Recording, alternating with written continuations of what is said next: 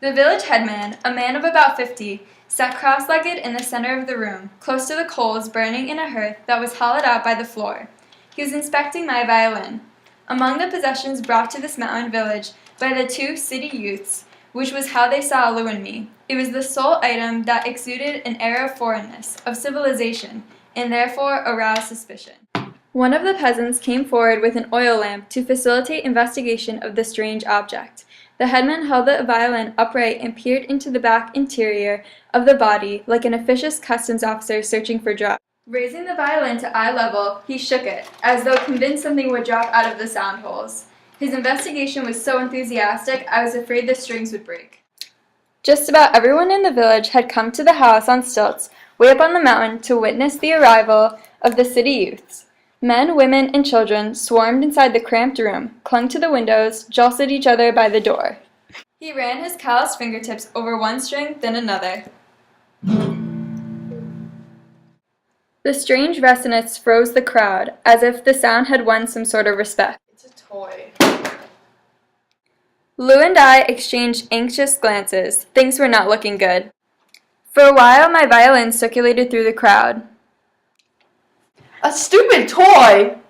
No, it's a bourgeois toy. A toy from the city. Go on, burn it. Let me burn it. No, let me burn it. Comrade, it's a musical instrument. My friend's a fine musician. Forgive me, comrade. I'm not that good. What you're about to hear, comrade, is a Mozart sonata. I was dumbfounded. Had he gone mad? All music by Mozart, or indeed by any other Western composer, had been banned years ago. In my sodden shoes, my feet turned to ice. I shivered as the cold tightened its grip on me. What's a sonata? I don't know. It's Western. Is it a song? More or less. At that instant, the glint of the vigilant communist reappeared in the headman's eyes, and his voice turned hostile. What's the name of this song of yours? I'm asking you what it's called. Mozart. Mozart what? Mozart is thinking of Chairman Mao. The audacity! But it worked. As if he had heard something miraculous, the headman's menacing look softened. He crinkled up his eyes into a wide, beatific smile. Mozart thinks of Mao all the time? Indeed, all the time. There was a burst of applause. The peasants' faces, so grim a moment before, softened.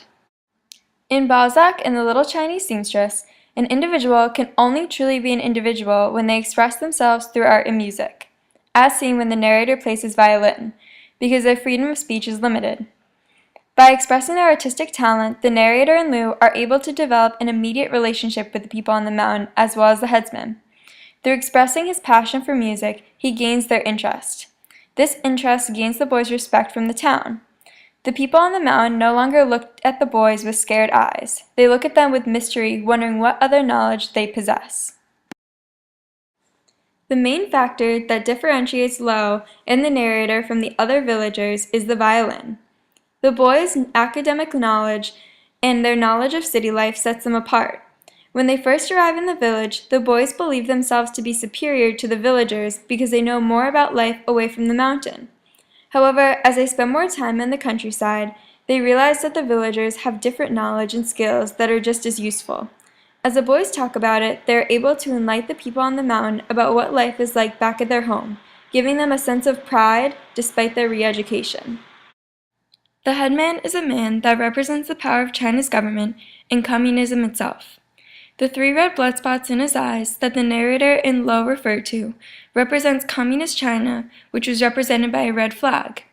The headman's placing in the room shows the government's authority over the people. The headman sits in the center of the room, with the room under his control. He is even able to dictate how the crowds of peasants in the room react, like the Chinese government limiting free speech.